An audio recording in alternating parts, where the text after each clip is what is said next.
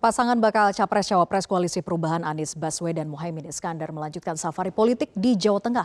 Apakah pasangan Amin incar suara kandang banteng? Kita akan bahas lebih lanjut bersama Ja'far Siddiq, Wasekjen Partai Nasdem. Selamat sore, Bang Ja'far. Selamat sore, Mbak. Oke, Bang Ja'far, safari politik pasangan Anies Muhaimin di Jawa Tengah ini menemui sejumlah tokoh masyarakat, ulama hingga anak muda. Apakah pasangan Amin prioritaskan merebut suara di Jawa Tengah? Begini, Mbak, kalau melihat situasi kebatinan politik, semua daerah itu kan menjadi daerah prioritas. Kenapa? Karena kemenangan itu di banyak wilayah. Nah, Jawa Tengah bagi Mas Anies dan Gus Muhaimin adalah mungkin menjadi medan elektoral terberat. Tapi dengan turun, dengan bertemu masyarakat, dengan melihat fenomena, melihat situasi, antusiasme, saya rasa tidak terlalu berat ya, menjadi agak ringan, di mana di setiap tempat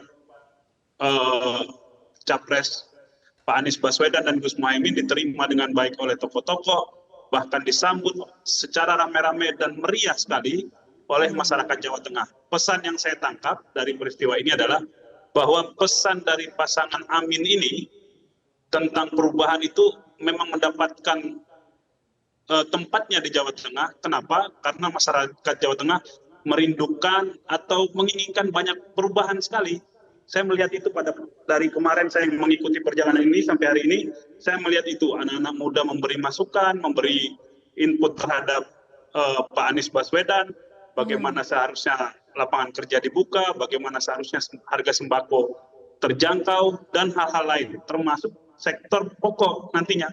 Bagaimana pemerintahan yang baru itu mampu memberikan kesempatan dan kesetaraan yang sama terhadap seluruh rakyat Indonesia.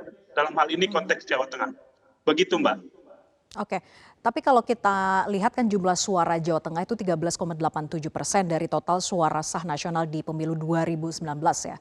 Lalu mengapa pasangan Amin ingin rebut suara Jawa Tengah yang mana tuh sudah sangat identik sebagai kandang banteng gitu, Bang Ja'far? Menurut saya tidak ada kandang banteng, tidak ada tempat pohon beringin, tidak juga ada yang lain-lain gitu.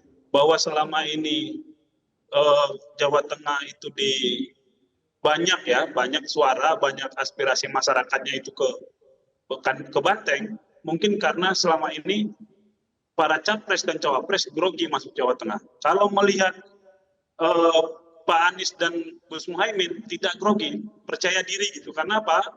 Karena disambut memang secara antusias. Saya menangkap antusiasme, spontanitas ini tentu akan memberi dampak baik psikologis maupun elektoral terhadap pasangan Pak Anies Baswedan dan juga Gus Muhaimin dalam konteks ini. Jadi soal kandang-kandangan, soal markas-markasan, soal home base dalam politik elektoral itu bisa berubah jika pasangan ini kemudian terus-menerus melakukan silaturahmi sampai tingkat akar rumput. Ini yang sedang dikerjakan oleh Pak Anies dan Gus Muhaimin. Oke, jadi itu percaya diri bisa merebut Jawa Tengah begitu ya. Apapun itu namanya, mau kandang banteng, tapi percaya diri bahwa pasangan Amin bisa rebut suara Jawa Tengah ini. Wah, kalau tidak percaya diri tidak berkeliling dengan riang gembira, Mbak. Kita lihat saja itu. Wajahnya Pak Anies, Gus Muhaimin dimanapun selalu ada jok yang renyah, pertemuan yang ramah tamah yang menyentuh hati gitu ya. Nah, tuh kita lihat bagaimana masyarakat antusias bersalaman dan kemudian menyampaikan banyak sekali aspirasi. Menurut saya isu perubahan dan gerak perubahan yang didengungkan oleh pasangan Amin ini akan memberikan dampak elektoral dan juga memberikan kesadaran baru terhadap proses politik di Jawa Tengah. Nah, bagaimana kita melihat proses kesadaran baru itu? Karena ternyata banyak sekali persoalan-persoalan dasar rakyat itu belum terselesaikan. Maka kemudian butuh gerak lebih cepat, perubahan cara pandang terhadap penyelesaian persoalan-persoalan itu yang disampaikan oleh Pak Anies Baswedan dan Gus Muhaimin dalam setiap kesempatan lawatannya di Jawa Tengah. Oke, Bang Ja'far, sebelumnya kan Jawa Timur ini dianggap battleground pemenangan Pilpres 2024, bahkan belakangan poros lain perebutkan tokoh berlatar belakang Jawa Timur dengan tujuan untuk merebut lumbung suara dan pemenangan di Jawa Timur. Apakah pasangan Amin ini tadi seperti yang disampaikan begitu ya, sudah sangat percaya diri akan menangkan lumbung suara di Jawa Timur ini khususnya, sehingga prioritas bergeser ke Jawa Tengah, Bang Jafar? Menurut saya seluruh daerah prioritas ya Mbak. Di Jawa Timur pada awal-awal deklarasi Pak Anies dan Gus Muhaimin itu mereka berkeliling bersama-sama terus bersafari menemui tokoh-tokoh, kiai-kiai, masyarakat untuk mendapatkan yang pertama tentu saja bahwa mendapatkan